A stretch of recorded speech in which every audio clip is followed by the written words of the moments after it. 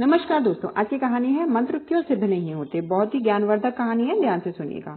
माधवाचार्य गायत्री के उच्च उपासक थे। वृंदावन में उन्होंने 13 वर्ष तक गायत्री के समस्त अनुष्ठान विधि पूर्वक किए, लेकिन उन्हें इससे न भौतिक न आध्यात्मिक लाभ दिया।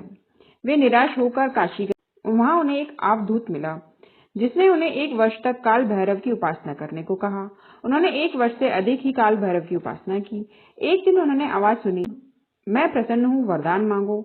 उन्हें लगा कि ये उनका भ्रम है, लेकिन सिर्फ आवाज सुनाई दे रही थी, कोई दिखाई नहीं दे रहा था। उन्होंने सुना अनसुना कर दिया, लेकिन वही आवाज फिर से उन्हें 3 बार सुनाई दी।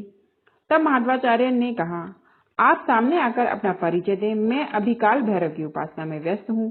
सामने से आवाज आई, तो जिसकी उपासना कर रहा है मैं ही काल भैरव हूँ। माधवाचार्य ने कहा, तो फिर सामने क्यों नहीं आते। काल भैरव जी ने कहा, माधवा, तुम्हें 13 साल तक जिन गायत्री मंत्रों का अखंड जाप किया, उसका तेज तुम्हारे सर्वत्र चारों ओर व्याप्त है। मनुष्य रूप में उसे मैं सहन नहीं कर सकता, इसलिए सामने नहीं आ सकता हूँ।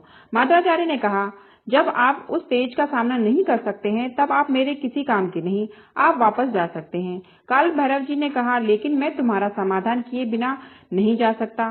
तब फिर से बताइए कि पिछले 13 वर्षों से किया गायत्री अनुष्ठान मुझे क्यों नहीं फला।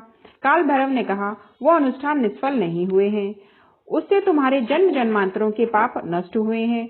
तो अब मैं क्या करूं, फिर से वृंदावन जाकर और 1 वर्ष गायत्री का अनुष्ठान कर, इससे तेरे इस जन्म के भी पाप नष्ट हो जाएंगे, फिर गायत्री माँ प्रसन्न होगी। काल भैरव ने कहा, आप या गायत्री मंत्र कहाँ होते हैं, हम यहीं रहते हैं, पर अलग रूपों में ये मंत्र जप और कर्म कांड तुम्हें हमें देखने की शक्ति सिद्धि देते हैं, जिन्हें तुम साक्षात्कार कहते हो। माधवाचार्य वृंदावन लौट आए, अनुष्ठान शुरू किया। एक दिन ब्रह्म मुहूर्त में अनुष्ठान बैठने ही वाले थे कि उन्होंने आवाज सुनी, मैं आ गई हूँ माधव, वरदान मांगो। माँ माधवाचार्य फूट फूट कर रोने लगे।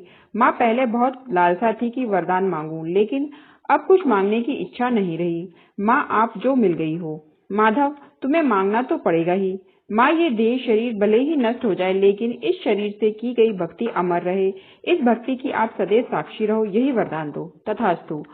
आगे 3 वर्षों में माधवाचार्य ने माधवानियम नाम का अलौकिक ग्रंथ लिखा। याद रखिए, आपके द्वारा शुरू किए गए मंत्र जाप पहले दिन से ही काम करना शुरू कर देते हैं, लेकिन सबसे पहले प्रारब्ध के पापों को नष्ट करते हैं।